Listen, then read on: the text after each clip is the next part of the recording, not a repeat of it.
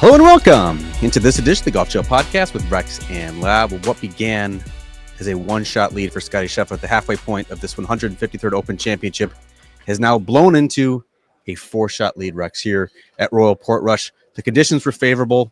Beautiful day. A fine day, you might say, according to the official forecast. Scottie Scheffler, yes, certainly was. They had low confidence in detail, but I can tell you, it was a very nice day. Scottie Scheffler turned that into a bogey-free 67. This thing, Rex, feels like it's over. Is it over in your opinion? No, I don't feel like it's over because it is still links golf. He's still Scottie Scheffler is doing so many things well. You look at his iron play; it's just sublime. I mean, I don't know how many times we can say it. I don't know how many stats we can throw out there. How many strokes he's picking up on the field with his irons. We knew coming in when we broke down the golf course on Wednesday, approach play was going to be crucial. Shane Lowry, when he won here in 2019, he was first in the field in greens and regulation. And then you add in the idea of how well he's putting. He's top 10 right now in strokes gained putting. I just think you put those two things together, and it makes it difficult to catch him. I say that with the caveat and the big fat asterisk that I have to put on here. Asterisk.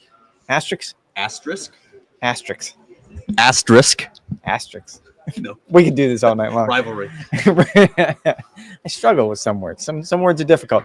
You put a check mark next to this one because it's his driving, and he has gotten away with some wayward drives. I said it last night. Brandel Chambly did an interesting job of breaking this down on Live From last night, that yes, everything he's doing is impressive, but he has had the occasional loose shot, and he has put himself in a position where you thought maybe he can make a big number, but he's always been able to recover. And I think there's always the possibility that happens tomorrow, and he gives 2, maybe even 3 strokes back, and suddenly you start looking at the leaderboard, Matt Fitzpatrick or Hao Tong Lee or even Rory McIlroy, who's going to be in the second to last group, if I've done my math correctly, can all go out and do something special. The forecast for tomorrow looks about as good as it does today. I don't know what the degree of confidence is in that forecast here in Northern Ireland, but I would say if you're a chaser, that's probably your best case scenario. Yeah, I think that was important to note because we've sort of been anticipating all week long that Sunday was going to be the wettest day here at Royal Portrush. It turns out that's not going to be the case at all. Instead, it's going to be dry. It's going to be about 68 degrees. Even the wind's going to be 10 to 15 miles an hour. Not that I don't think that's not that prohibitive to scoring, much like it wasn't on Saturday. To me, this round by Scottie Scheffler, the bogey-free 67 they shot here at Royal Portrush, felt like it was straight out of the Tiger Woods playbook, and that it was undramatic. He had a couple saves for par, but otherwise was really not in trouble all that much. It didn't seem like he was doing a whole lot. Then all of a sudden he makes an eagle on 7, and then he picks another one up on 8, and then he just sort of plods his way around the golf course, picks up another one for the 3rd day in a row, incredibly, on 16, a hole that is nicknamed Calamity Corner. Instead, Scottie Scheffler has birdied all 3 days, and so he just sort of pieces it together. Then you look on the leaderboard, and it's a 4-shot lead. Right before Scottie Scheffler met with reporters on Saturday night, Matt Fitzpatrick came in there, and he was just sort of blown away, not in the difference in Scottie Scheffler's ball striking, because he's been a great ball striker ever since he was a junior golfer. It's the difference in his putting. And he was quick to remind, hey, you guys in the media, you were lambasting this guy about a year and a half ago, saying how he couldn't putt. We did it. We did it as reporters. Instead, a year and a half later, Matt Fitzpatrick said, this guy doesn't miss anything. Every single important putt that Scottie Scheffler looked at on Saturday, he made. Now, that's an exaggeration. That's not true. We have the statistics to prove it, but Scottie Scheffler is putting incredibly well this week, coupled with the ball control and the typically sublime ball striking that we see from Scottie Scheffler. It's going to take just a very rare off day, ball striking wise. It's going to take probably a little bit of flukishness in terms of finding a gorse bush, taking an unplayable, a lost ball, an out of bounds ball, whatever the case may be. And it's going to take just a Herculean effort from some of the 7, 8 from some of the pursuers, whether it's Hao Tong Lee, Matt Fitzpatrick, Rory McIlroy. We get to him in a moment. It feels over, and I think history suggests that it is. Scottie Scheffler with a 54-hole lead. He has converted his last 9. He didn't want to necessarily play ball. Did not want to. But you tried. He did not want to necessarily illuminate why that's the case. But Scottie Scheffler, as a closer, is damn near impossible to beat. I warned you. Todd Lewis had tried that same tact in the interview he did for Live From, and he wasn't playing along. He doesn't want to try to think about why he's good 9 for 9 when it comes to 54-hole leads. I will go harken back to the day when Tiger Woods was on a similar run when it came to 54-hole leads in major championships. He was unstoppable. It was over during that time frame for Tiger Woods. And I remember talking with his then swing coach, Hank Haney, about it, and he boiled it down to the simplest terms. If Tiger was leading through 54 holes, it meant he was playing pretty good golf at that time. And Tiger Woods didn't have a tendency of suddenly turning a corner and not being able to find the center of the club face. Scottie, I don't like to compare anyone to Tiger. I certainly don't like comparing Scottie to Tiger because they're clearly two different players, two different people. Same thing, though. If he's finding the center of the club face, he's probably going to continue to find the center of the club face. And you're right. It's the work he's done with Phil Kenyon is paying off. It seems like every single round out here. He didn't particularly putt well last week at the Scottish Open. So the fact he showed up here and it was as simple as just needed to get my alignment right. And it's always simple when it comes to Scottie, but that's key. Rory used the word inevitable to describe Scottie Scheffler. I think obviously because of his iron play, he just continually puts himself in the best position to score. And even though he is making mistakes throughout the course of the round, he at least gives the semblance that he's not. That even if he does miss a green, or even if he does miss a putt, there's never any like dire nature to it. Like he's always able to recover, and there's not a whole lot of stress. That is very much what Tiger Woods did in his prime. And so I didn't necessarily ask Scottie that on Saturday. I asked him, why do you think you've been such a great closer? I don't think he was going to go into detail of like, well, I do this before the round to get myself in the best headspace. And, I sort of have to weather the storm over the first 6 or 7 holes. And I know people are going to make a charge at me, and I just need to steady myself. And when it comes down the back 9, if I've got a lead, like I'm just playing to the fat of the green. I didn't necessarily expect him to go into the strategy, but it has become sort of glaringly obvious about what his strategy is when it goes to these final rounds, much as it was Tiger. You don't put yourself on the short side of the greens. You hold all the important putts that you need to from 4 to 8 feet.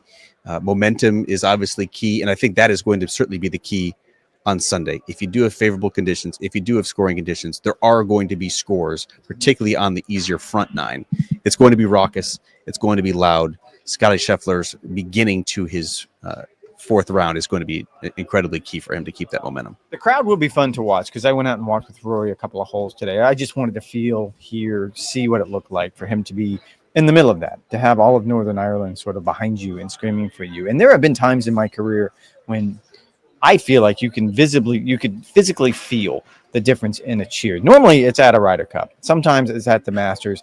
I've never felt something like that, though. When he held the birdie putt on 6, I believe, today, I mean, you could feel it across the entire golf course. When he hold the eagle putt late in the round, you could feel it across the entire golf course. And he's playing just one group ahead of Scottie Scheffler. He will feel that. I just don't know if it will have any impact because Scottie seems so walled off to anything that isn't the process. I think he leaned into that a couple times in his post-round interview today. Look, I'm going to depend on the process, and I'm going to try to execute. And it sounds simple, and it sounds cliched, but that's Scottie. I mean, if Rory goes out and plays a really fast, upbeat first 7 holes, I would say. Kind of what he did today. Where you have 2 par 5s, you have a drivable par 4. If you put the ball in the fairway on 1, that could potentially become a birdie hole as well. If he starts 3-4 under par, whipping this crowd into a frenzy, I think that's the only chance that these pursuers have, because Scottie is going to hear the noise, particularly if it's a player like Rory that in theory could put more pressure. Now, Scottie, thinking ahead, can be like, okay, the scores are obviously out there. I can do that too. But if all of a sudden these guys cut the deficit from 4 shots into 3, 2, and 1, I think it just creates a little bit more doubt. Think about what happened at the PGA Championship. Scottie Scheffler, a little bit stumble out of the gate. John Rahm was able to catch him as he made the turn. That's the only hope for these guys. Exploit the easy conditions, a really hot start, and hope that the pressure can rattle him just a little bit as it did at Quail Hollow. Well, and to be fair on that front, I would say the best and only comp I can really come up with in my mind is the Ryder Cup, where specifically the Ryder Cup in Rome, where you had a vocal crowd that was clearly not in your favor, and you could hear it across the golf course. And I don't want to say it shook Scottie Scheffler, but if you were on the American team on that Sunday, you certainly knew exactly what was going on around the golf course. You started feeling it. That would be the best comparison I could give you. And I don't think Scottie has been at his best in Ryder Cup. Certainly, you go back to Rome. He didn't feel like he was at his best there. So, yes, I see where you're coming from on that front, but I just think you are what your record says you are. And right now, 9 for 9. That's what his record says he is. And look, it is a stacked leaderboard behind him. There's tons of resumes and tons of reasons why you could pick, certainly Rory McIlroy being at the front of the list, that, yeah, of course there's someone who could run him down. But we've just never seen. I mean, if he goes out tomorrow and shoots 75, I would be legitimately surprised. Oh, it'd be one of the most stunning results of the entire year. I did think, though, Rex, if Rory McIlroy could somehow get his way into the final group, and that was gonna require a lot. That was gonna require a 63. It was gonna require some help from Hao Tongling. He was gonna require some help from Matt Fitzpatrick. I do think that could have made a tangible difference.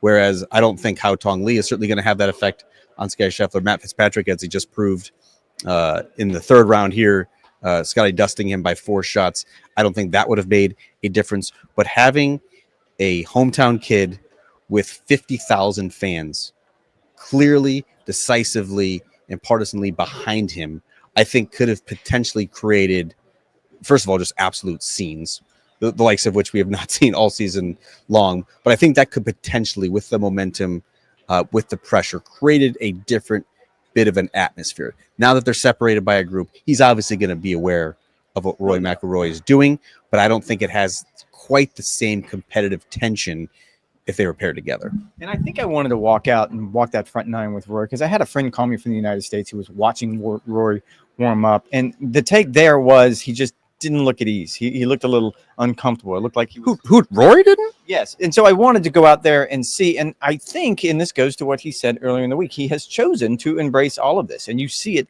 every step of the way on the golf course. If you scream his name, and a lot of people are screaming his name, he acknowledges you. He's having fun with it. He decided after what happened in 2019 that, no, I'm not going to stick my head in the ground and pretend like this isn't important to me. I think that's a huge part of this, where he is probably more laser focused, locked in here than I would argue maybe even going into the Masters.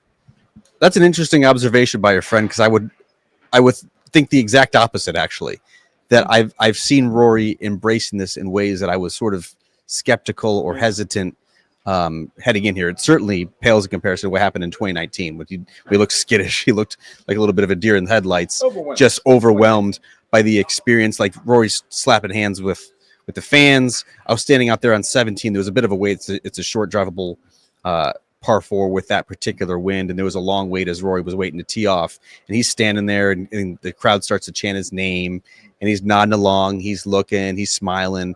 Fans broke out in song, left about, I don't know, maybe 100 yards away. A group of 100, 200 fans were calling out to him. He waved to them. That got him going as well. He's embracing this in ways that I didn't necessarily know that he was going to. And I certainly wonder how much the Masters and going through that cauldron sort of fortified him for this experience. Had he not gone through that, what he said was the most difficult round of golf that he's ever played.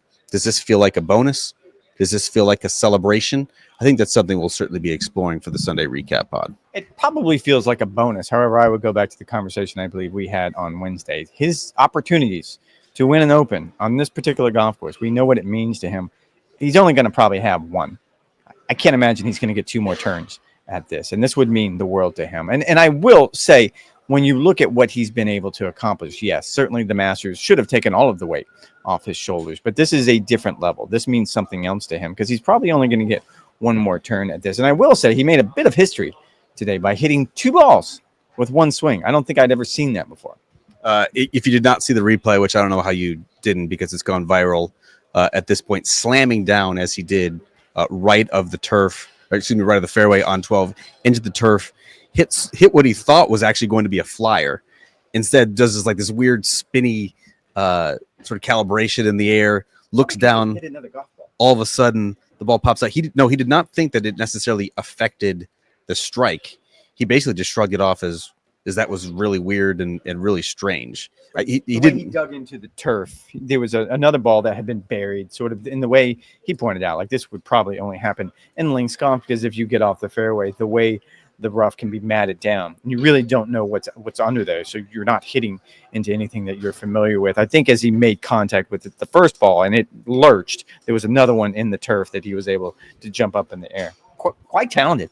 Quite talented. Could have saved par. Ended up hitting just a so-so pitch. That was the only bogey, the only drop shot that he had in his entire third round. Followed it up the very next hole with an eagle. You mentioned sort of the opportunity that exists. I think at this point he could be excited 6 shots behind.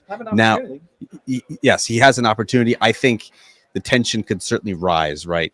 If all of a sudden he gets 2 shots back, I think that's when potentially the self-imposed pressure kicks in. Then I think the dynamics are a little bit different as well. Well, and I will go back to Xander Schauffele, who had a really good round. He's in 8th place right now at 7 under par.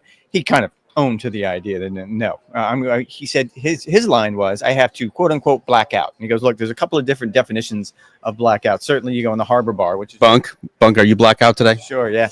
You go into the harbor bar and you can certainly kind of black out on that situation. However, he was referring more towards exactly what you do on the golf course when you get in that zone state. And we asked Xander, like, well, explain to me what's that's like.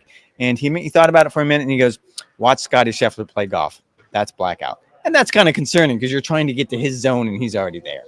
Blackout could be a bogey for 68, a blackout for the chasers here at the 153rd Open likely means blackout in terms of a 62, 63, or 64.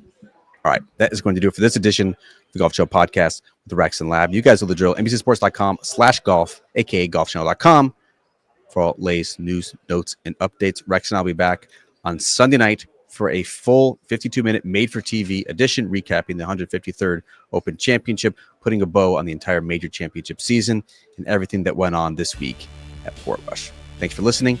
Thanks for the support. Enjoy the final round of the Open Championship.